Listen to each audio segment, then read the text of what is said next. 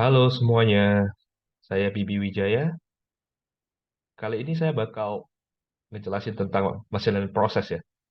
Tapi ini untuk analisanya saya pakai sesuatu yang sama untuk intro to machine learning, yaitu untuk memprediksi kanker paru-paru. Eh, Kemungkinan saya ngulangin jelasinnya aja kali ya, tapi secara garis besar. Apa sih kanker paru-paru? Kanker paru-paru ya ada kanker di dalam paru-paru. Kan paru-paru itu apa? Paru-paru itu yang ada di dalam tubuh kita untuk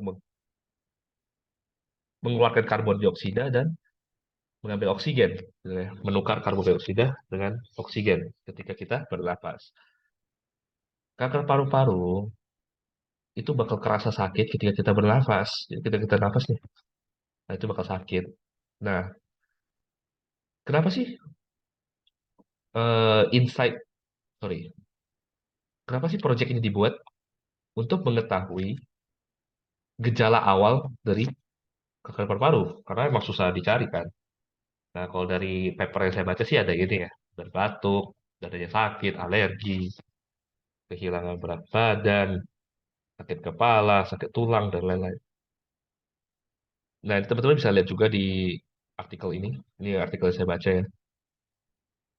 Nah, artikel itu untuk apa? Artikel itu untuk saya mengetahui data apa aja yang dibutuhin. Maksudnya fitur apa aja yang bisa dibutuhin. Karena udah mengetahui domain knowledge dari paper orang lain, saya bisa cocok-cocokin tuh data apa aja yang diperlukan. Yang lebih oke lah ya.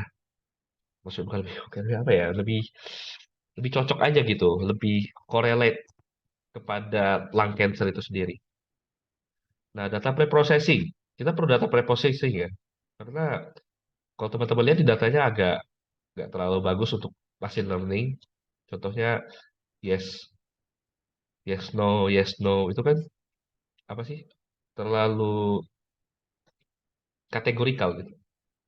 Dan machine learning itu nggak bisa kategorikal. Tapi enggak sih, ini dua dan satu sih. Dua dan satu itu kan bukan boolean data juga. Nah, kita perlu ganti semua data ini menjadi binary data, yaitu true dan false atau nol dan satu. Kecuali age. Age nggak perlu. Nah, caranya begini. Ini cuma pakai apply dari data frame doang sih. Dan resultnya bakal begini. Terus ketika udah dapat result begini, kita mesti EDA nih.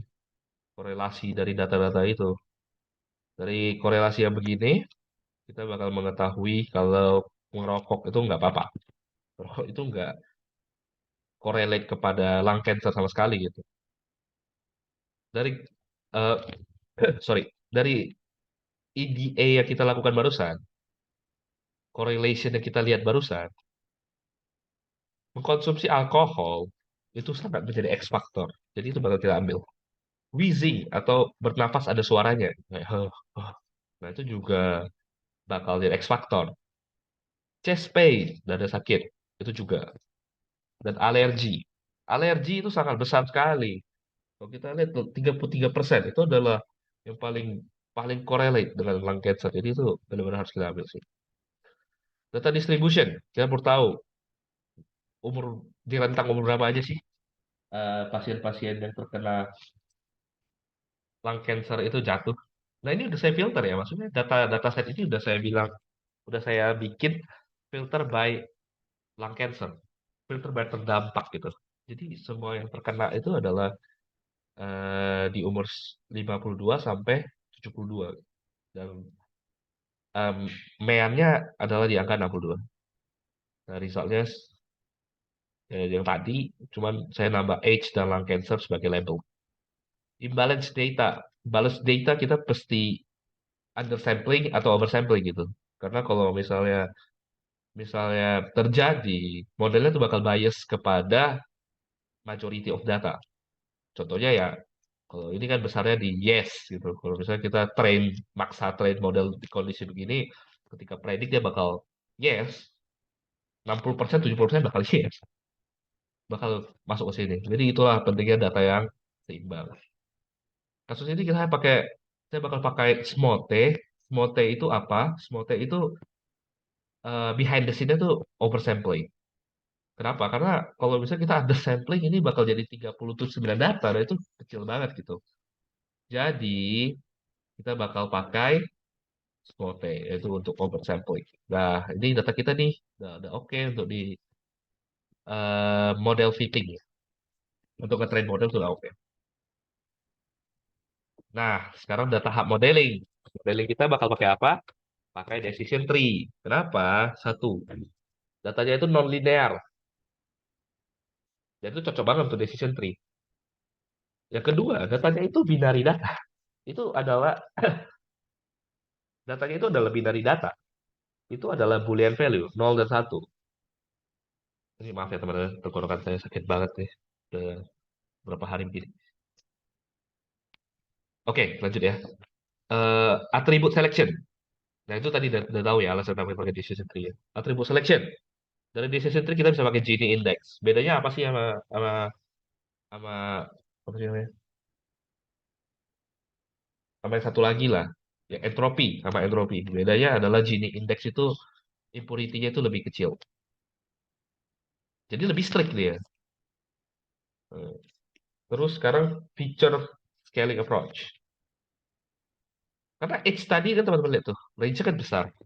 Nah, itu bakal bikin anomali kalau misalnya nggak sama range-nya sama yang feature-feature lain. Lalu itu kita bakal pakai standar scalar, yaitu acuannya mean dan standar deviasi. Result. Resultnya ya ini ya, sintaksnya ini. Nah, kita cuma butuh recall, F1 score, dan confusion matrix. Recall untuk apa? Recall supaya kita lebih pesimis sedikit dengan apa yang kita punya. Kita nggak boleh terlalu lebih skeptis deh, karena banyak terjadinya false positif.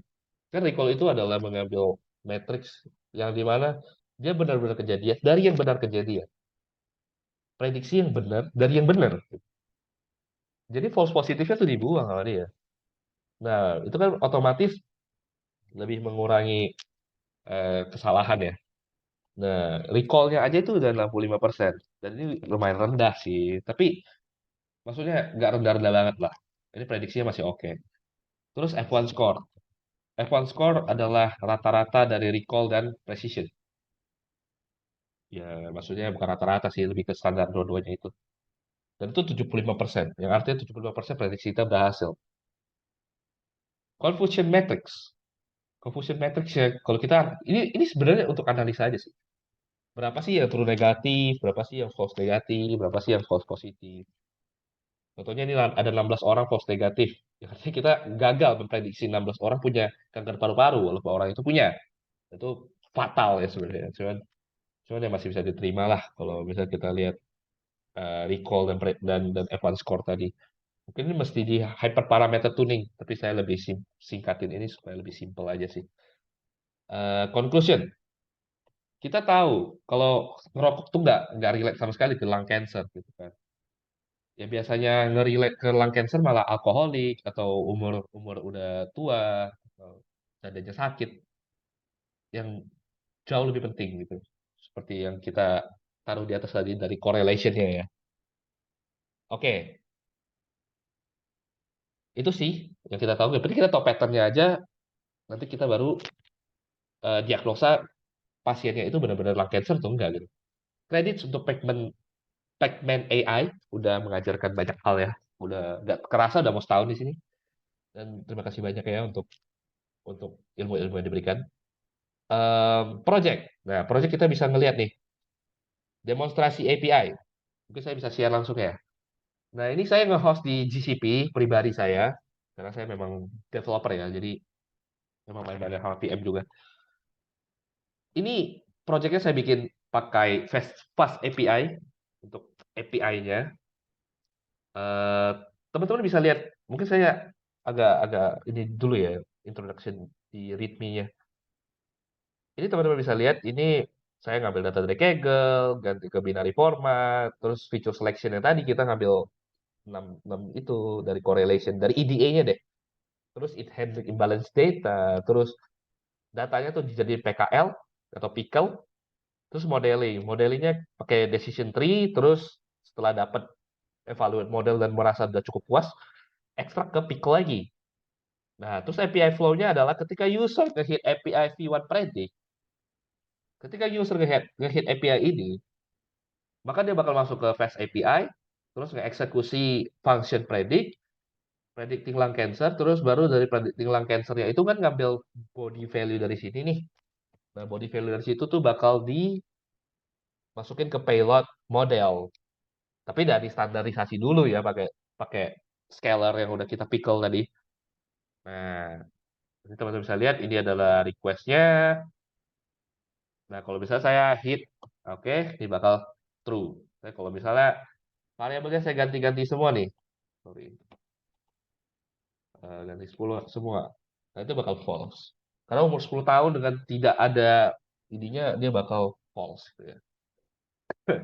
Tapi kalau dia umur 60, sorry, dia umur 62 tahun, dia tetap bakal true. Karena maksudnya kalau udah punya fitur-fitur lain yang true juga ya gitu ya. Nah, ini teman-teman bisa lihat nih. Ini saya juga pakai Makefile, jadi teman-teman bisa langsung nge-run aja. Kalau untuk run lokal ya cuma gini doang sih. Untuk nge-retrain modelnya, teman-teman mesti masuk ke notebook, karena saya pakai notebook untuk nge-retrain model. Eh, terus ya udah gitu doang sih. Em, ya demonstrasi API-nya gini aja sih. Ya, itu kan udah oke. Ya udah, itu aja dari saya. Terima kasih banyak ya. Terima kasih banyak ya teman-teman. Udah bareng saya selama beberapa menit terakhir. Sampai jumpa.